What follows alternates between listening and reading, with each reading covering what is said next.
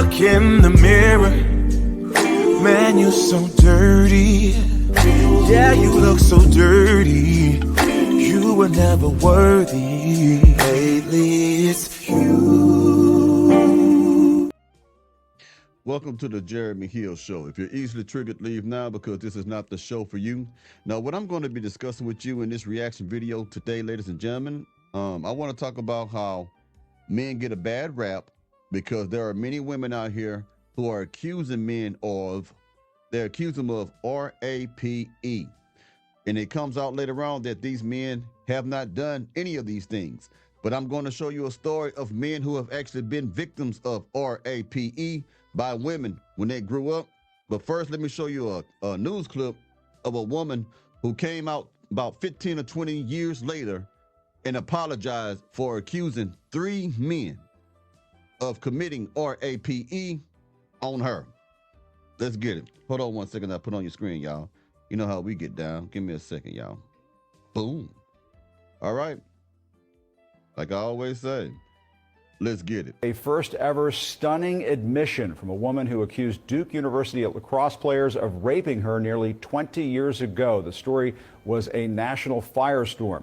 She now says she lied about the encounter. Crystal Mangum first made the claims back in 2006, saying 3 members of the school's lacrosse team raped her after she had been hired to dance at a house party the team was throwing.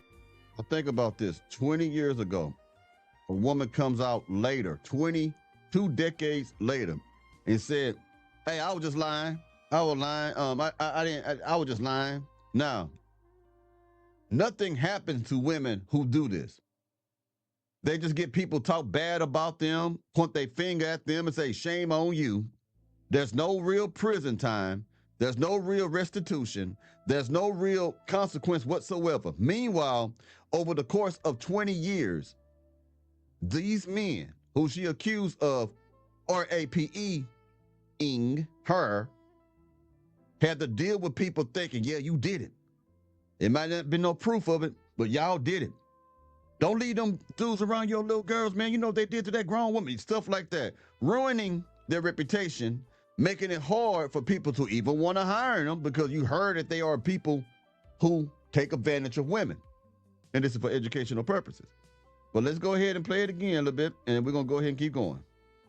The school's lacrosse team raped her after she had been hired to dance at a house party the team was throwing. Police charged David Evans, Colin Finnerty, and Reed Seligman after Mangum's accusations. But after much back and forth and the city's DA stepping down from the case, North Carolina's Attorney General later dismissed the charges, citing a lack of evidence. But now, going on the record on a podcast nearly 20 years later, Crystal Mangum says she was lying the whole time.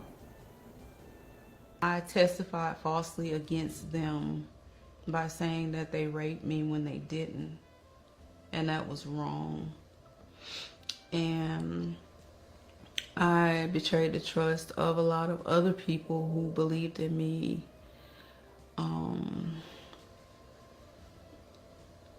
And made up a story that wasn't true because I wanted validation from people and not from God. I hope that they can forgive me, and I want them to know that I love them and they didn't deserve that. Now, let me tell you something, man.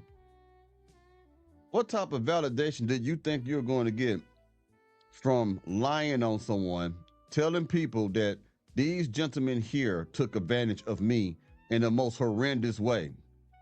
You know what type of validation that she's speaking of, y'all? She's speaking about sympathy. There are people out there who love to be a victim. And yes, there's a certain type of fix that a woman can get from being a victim because she gets attention, not validation. She gets attention. She gets these, oh, baby, let's go out. What can I do to make things better type of treatment, all right? Now, yes, it's good to be, close to your God. I get that. Yeah, I get that. But 20 years later, you get with God, and there's nothing wrong with that. It still doesn't erase the pain and the embarrassment to those young men's reputation because you decide to live right. Yes, it's a great thing that you change your ways. You can move forward because you haven't suffered any consequence. But those men now, they have to find out through a podcast that you were lying. They knew you were lying, but everyone else didn't know. So they have to find out through a podcast that you lied. Can you imagine the damage you caused to these young men? Now, let me get to another clip right quick. Hold on one second, y'all. This is crazy, ain't it? It's crazy, so crazy to me. Hold on, I'm trying to put on y'all screen right now, buddy. All right, hold on right quick. There it is. I'm having a little, there it is. I get things straight. I apologize. Let's get it. I'm sorry, I just gotta say this. And if nobody else won't say this, I'ma say this. For you malicious ass bitches who be out here purposely lying on men, saying that they sexually assaulted you, and it has been proven that he did not, bitch, you need to go to jail. Bitch. They need to go to jail. They need a stiff consequence. See, even some women know that women be lying about that. Now, I'm not talking about the victims. Some of y'all will come in here, what about the real victims? I'm not talking about the real victims. I'm talking about those liars who ruin men's reputation, ruin their careers, ruin how people look at them, ruin their self-esteem, because now everybody think they trash simply because they were being vindictive, vengeful. Maybe they wanted revenge, or like this other woman, I wanted validation. In other words, I wanted attention. I wanted people to make me feel better. Bitch, you need to go to jail.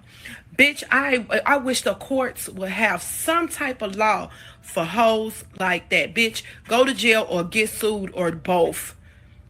Because that's dead ass fucking wrong. Because now you're destroying somebody's life because you couldn't get what you wanted up out of him. Bitch, are you crazy? When there is real things going on with real people, there is real situations like this going on with real people that's terrified to come out and tell their story. But you want to sit here and lie on somebody because you mad? You couldn't get no money up out of him or a relationship or some sex? Bitch, you need to go to jail. Better yet, somebody swallow the key. Put that. I agree with her. 100%. I agree with her 100%. That is terrible. Now, let me go ahead and put some gentlemen on the screen who will tell you their firsthand experience of being a victim of RAPE by a woman. You know, these things do happen, but people don't like to talk about it. It's always got to be the man's fault, right? So let me go ahead and play them right now. Hold on one second. Let's get it. Me personally, I mean, being molested at 4 or 5 years old, you know what I'm saying, from an older cousin, to where, again, I'm waking up to a BJ, and you know what I'm saying, and then being made to perform oral sex on her after. On a woman. I guess it's his cousin. 5 or 6 years old, waking up to his cousin, his female woman cousin, modern woman, giving him a BJ and then forced into giving her the same thing back in return. How come we don't hear about these stories? You know why? Because they don't do nothing to the women. You are only a predator if you got a sack of balls, I guess.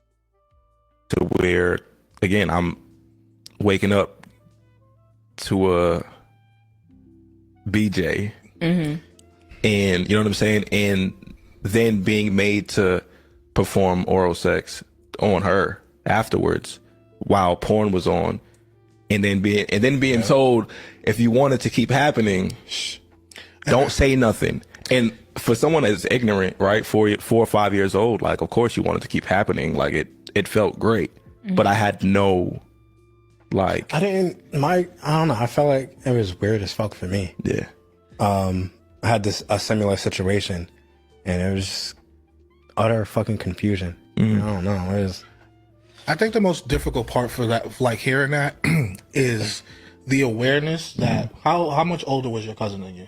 It had to have been 10, maybe a little bit older, maybe between 10 and 12. It's the awareness to know that you have to be doing something wrong because you're keeping it a secret. Yeah. And it's like, to have been put in that position and then put someone else in that position is crazy. I think at 10 and 12, we have to remember that the said person is still a child too. It don't matter if they are still a child too. See, something else you got to consider.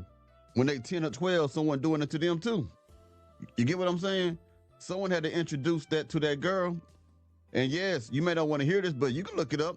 There are situations and cases where a young girl at 10 or 9 or 11 was caught in a classroom giving BJs to other young, peers.